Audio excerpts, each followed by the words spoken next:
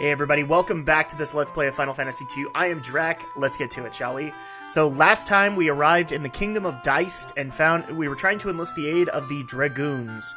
And unfortunately, they've been wiped out by the Empire. Probably while they had the Dreadnought. So that didn't really help us all that much. In the meantime, though, there is still one Windrake alive, and so we wish to talk to the Windrake and see if maybe it can help us with some additional allies, or if it would be willing to help us fight. But we have been told that it's injured, so right now we're going to be going into the Deist Cavern in order to get a pendant that the Dragoons use to communicate with the Windrakes. Hopefully with that we'll be able to talk to the Windrake, figure out a solution. Maybe we can help cure this one and she knows where other Windrakes are. So that is our goal right now. And right now we're being attacked by slivers. I told my mom as a kid those things were dangerous, but nobody believed me. Funniest thing about that. Oh, Maria, no, not a whole 3 HP. At this point, I'm just kind of happy I have Layla, because Layla's kind of hitting where Gus is, so we have somebody else who can deal out the damage. Alright, that was better. That was better, Maria, but not good enough. That's okay, because I really built you to be a mage anyway. I really wish I could just kind of go nuts with magic, but there's a spell that we'll get later that will actually give me access to start increasing my MP pool, and that's when I'm going to start regularly using magic, because at that point I can give Maria like 200-300 MP and not break a sweat, basically. But in the meantime, we're just going to use a cottage really quick. Now, people might notice that I don't have that many tents or cottages. Not in this game, I don't, because A, you have the limited inventory, so you have to be really careful. B, cottages are extremely expensive in this game, and I haven't really gotten to the point where I'm earning a lot of money. So when I actually get to earning a ton of money, I will probably have about 4 or 6 in my inventory, but that's pushing it. And so now we are in Deist Cavern, and people might notice we're starting to have a repeat of returning bosses. So right there is the Spike Toys. We'll also start having a return of the Adamantoise and the Howler, if people remember that from Cassione. Those guys are going to be back, and they're going to be back in multiple incarnations. And the main reason I kind of like this concept in the game, they basically say these things are not bosses to you anymore. They are just as easy to kill as everything else on the board, and they kind of are. I mean, you see that right there with the Spike Toys. I hit 800. My magic is just killing the living, or killing them plus, you know? So at that point, they're basically saying you have gone above this, and now these bosses that you thought were so hard as a kid, or as level 2, are not that hard anymore. That's a good progression concept. Unfortunately, it doesn't translate very well in this game, as we'll see later. I know I keep saying that, but the best way to understand, you know, the flaws of this game is you compare the early game to the end game. And the end game is where it kind of shows its flaws.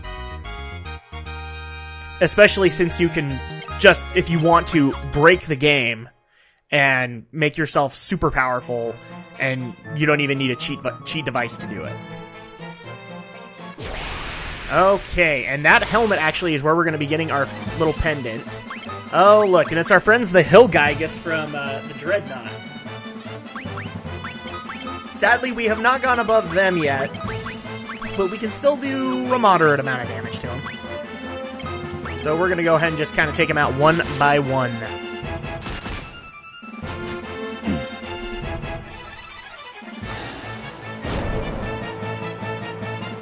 While we're doing that, I also just wanted to give a quick update to the people who have been asking me endlessly, you know, when are you going to go play Dragon Warrior? I am almost done with, I'm happy to say I'm almost done with Dragon Warrior 1, okay? I found some time, and I nuked through that game. It actually was pretty fast, considering I somehow got way overpowered in the game and didn't even realize it, so I'm actually almost done with it. I will be happy to tell you guys what I think of it. Right now, here's kind of my incomplete opinion. I'm liking it so far. Whether or not the ending kills it for me, I don't know if that's going to happen. It might. But right now, it's not bad. It's, dare I say, a really good entrance into RPGs because, one, you don't have to manage multiple party members, and two, it's fairly simplistic in its story, so it's really easy to figure out. I actually do like the fact that you're just managing the one person, your main character, because that's simplifying RPGs by a lot. You know, in this game, in the Final Fantasy games, yes, you get to pick your classes and all that, and sure, but you're managing 4 characters, and that can tend to be a little tedious. Whereas in Dragon Warrior, they say, no, we're going to grandfather you in here. You get one character, you only have to worry about this character, no one else. And the same could be said of Mystic Quest. Mystic Quest kind of operated that way too. You didn't really need to worry about Ruben or Phoebe or Kaylee. You just need to worry about Benjamin. You need to worry about your main character. So, you know, as much as people want to harp on Mystic Quest, Dragon Warrior did it first, and I don't see people harping on it. Aside from the later incarnations looking like DBZ characters, but I think that's totally justified in the fact that Akira Toriyama worked on a lot of those games, so yeah, he has the right to be able to say, yeah, I'm going to make my characters look like DBZ characters. That's just the way he animates, so... Alright, a Dragoon's corpse lies on the ground, something shines beside it. It is a Dragoon's pendant. So now we have what we need. Obtain the pendant. Alright, let's go see what this Wind Drake has to say. And right now I'm not really justifying in saying, let's go use the exit spell, because the exit's right there. But yeah, to the people who have been waiting for me to pick up Dragon Warrior, I'm having a good time with it. I have really nothing bad to say about it. But we'll see if I have anything bad to say by the time I finish it. And from what I've read in my guide, I'm really close. So hopefully in one of these updates I'll be able to tell you whether or not I liked Dragon Warrior 1 and whether or not I've moved on to Dragon Warrior 2. And that's kind of how I'm going to treat it. If I don't like the Dragon Warrior games, then it's going to be kind of like a 3-strike basis. If I'm just not liking them at all, I'm not going to move forward that far. So for the people who are like telling me, oh no, it gets really good at like 8, I'm still going to want to play these things in order. And if I'm not liking the early stuff, there's probably a good chance I'm not going to like the older stuff, or the newer stuff. And another question that I keep getting is, especially since they just announced that there's a possibility Dragon Warrior 10, which is the MMO, is going to be coming to the Wii U, I think. Will I be picking that up? Probably not. I haven't picked up Final Fantasy 11 or 14. As much as I want to try and pick them up, it's a concept of time. And I don't see myself having a whole lot of time to devote to an MMO to assess it. So I don't know if I'm going to pick up 10. Basically, I'm saying this to kind of leave it open just in case I want to. So, right now, do not plan on it. Do not plan on me giving my thoughts on 10. I'll probably just go 1 through 9. Okay, so we are back in the Kingdom of Diced. Let's go see what this Wind Drake has to say. Okay. The cavern is said to have a spawning ground of the Wind Drakes called the Sacred Spring. Alright, good thing to know. Yeah, she doesn't really say anything else, so... And it's just because we need to talk to the Wind Drake to figure out what she's saying. The Wind Drake is inside this room, but Mommy says it's dying. Tell me it's not. Well, that's what he was saying before. Okay, so now we can talk to the Wind Drake. Come with us, let's fight together!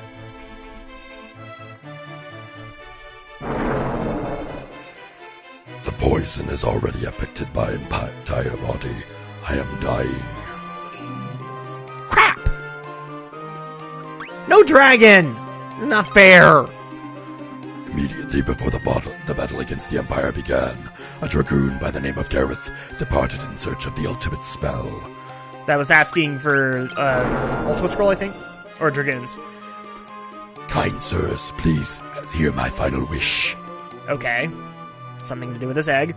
Take this egg to the cave north of this castle and place it in the spring there. Alright. This is the last dragon egg. Unless someone takes it to the sacred spring, it will wither and die. Well, that sucks. Excuse me. So now we have obtained the dragon egg. Now we have our next objective. Where we didn't go that far into the Dice Cavern, now we're going to be going down to the bottom where this sacred spring is. And now this sentence makes sense. So that is our next goal. We're going back into Dice Cavern to basically drop off this egg and let it incubate. Because it is the last of the dragon kind. No! I want to ride a dragon. This game won't let me.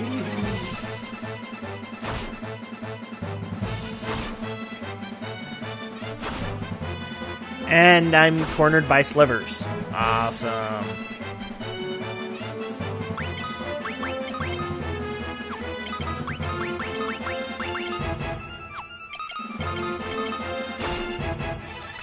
Alright, so the next round has begun. And people might also be noticing that occasionally I can get Furion to use the crescent to put them to sleep. It doesn't work that often. It's kind of like with the Shade Bow on Maria. Occasionally it causes blindness. Not all the time. And it's like, oh, well, if you improve your sword skill... I haven't really seen that concept. I've seen people talk about it online, where if you improve your skill with the given weapon or give it to the expert, then it will hit more often. I haven't really seen that. So, I can't say whether or not that's accurate. But I'll tell you what I can say. And that is that these guys are falling like flies. And Gus is really low on HP.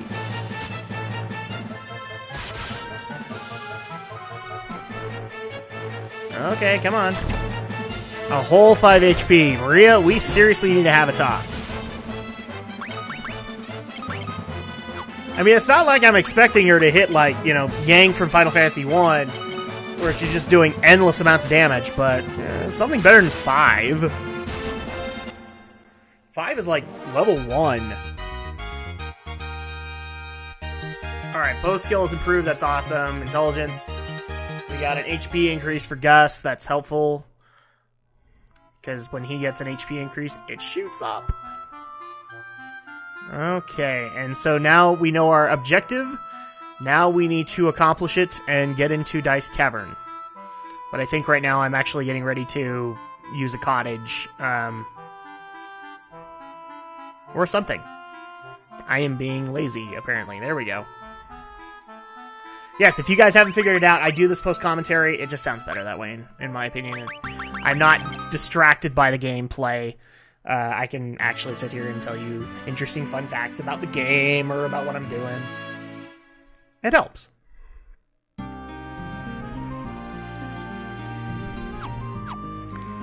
Okay, and it looks like we have got our cottage done. We're going to go ahead and walk into Dice Cavern and begin our journey.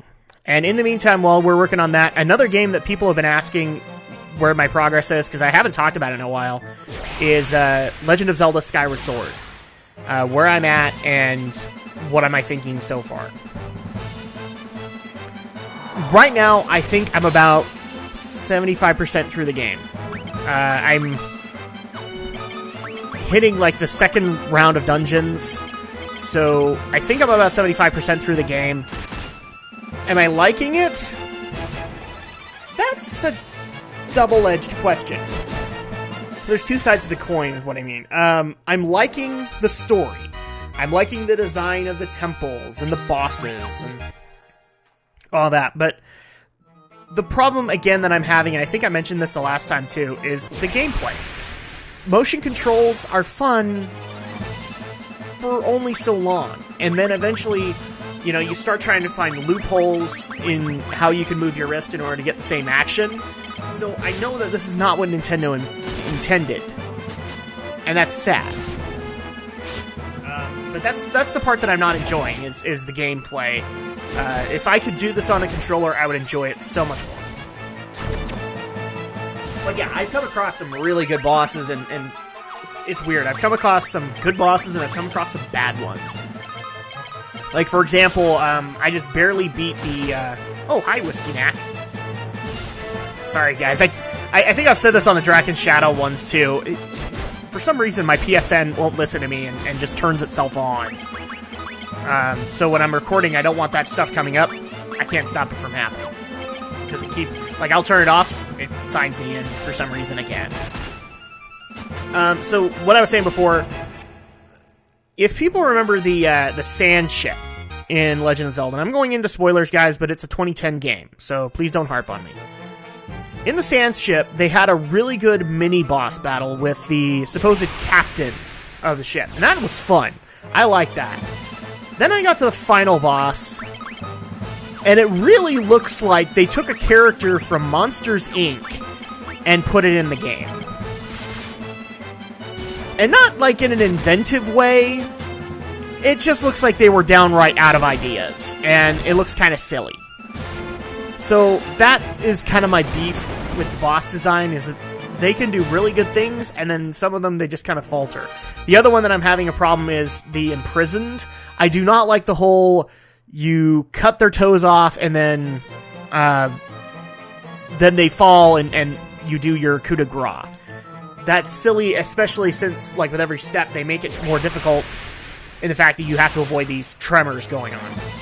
It's a pain in the butt. It would be easier to do on a controller, not with motion controls.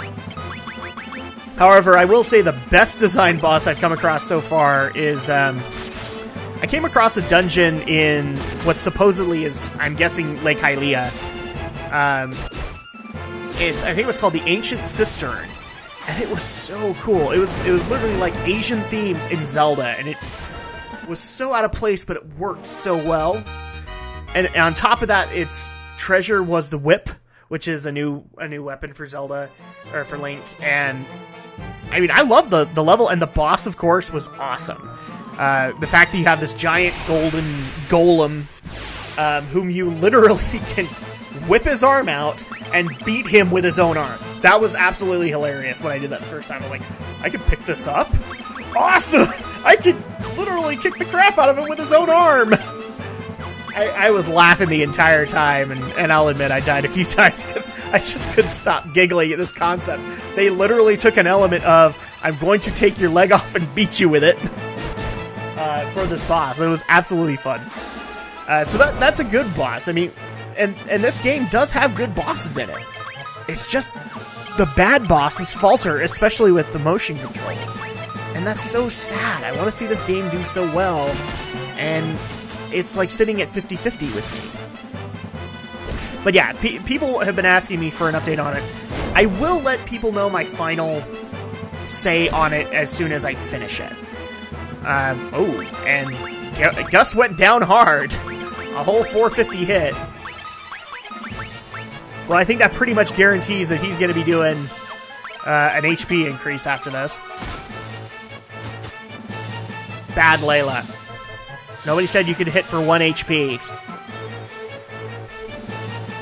Okay, so Gus is back up.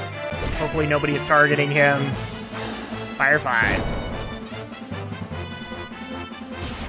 Alright, so we got one Hill Gygus down, and obviously the next step here is to cure up Gus. But at the same time, work on our spells. I swear, it's a tedious process, guys, but it's got to be done. Otherwise, you're going to have problems later on. Boom, boom, boom, boom. Oh, we still got one more round with him.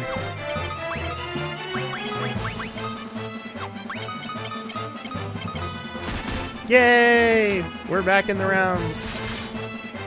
Bad Furion! At least put her to sleep! Seriously! Thankfully, later on, these guys aren't so bad.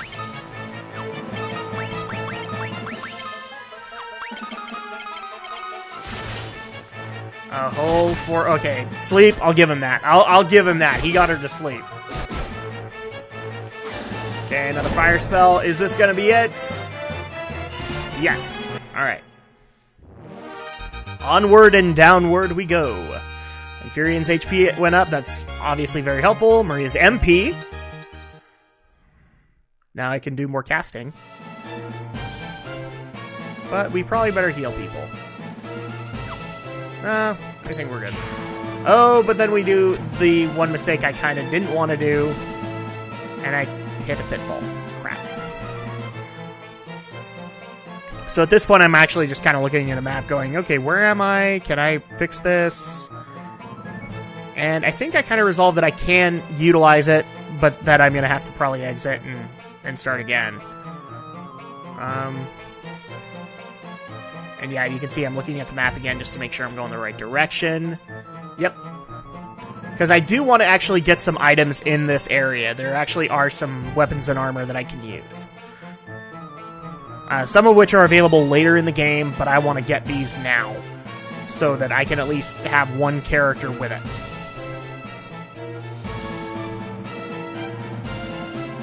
Okay. I apparently was going the wrong way. Oh, and there we go. Like I said, we now have howlers in the game. And you actually can have like a full-on encounter with like 6 of these things, so it's definitely possible to do that.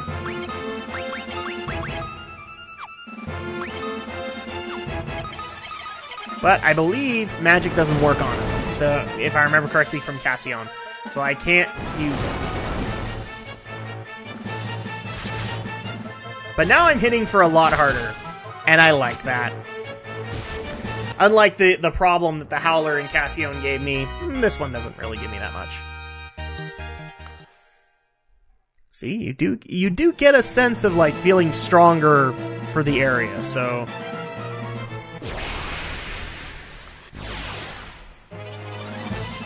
Alright, now we're dealing with 3 Howlers.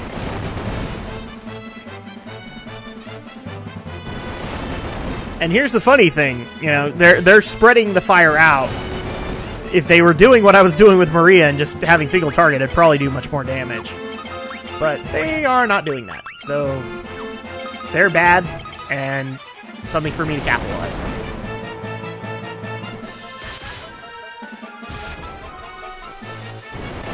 And I'm trying to think of some other games that people have been asking for progress reports on.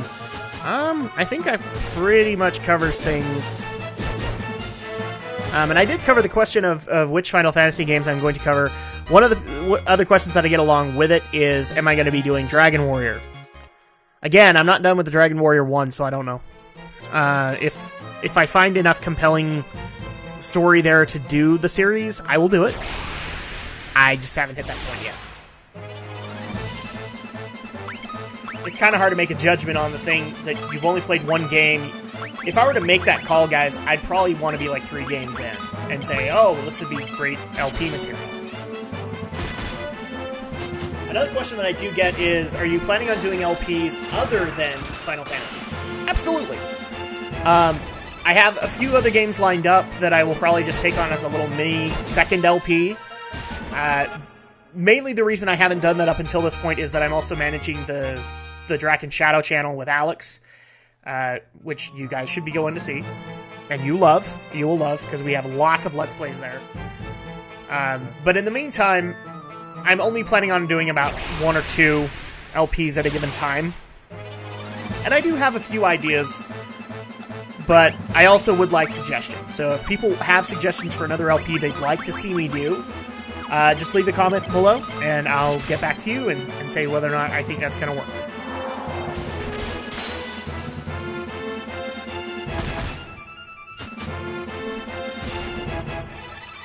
But it really all just comes down to time. If I have the time to be able to take on another LP, I will do it.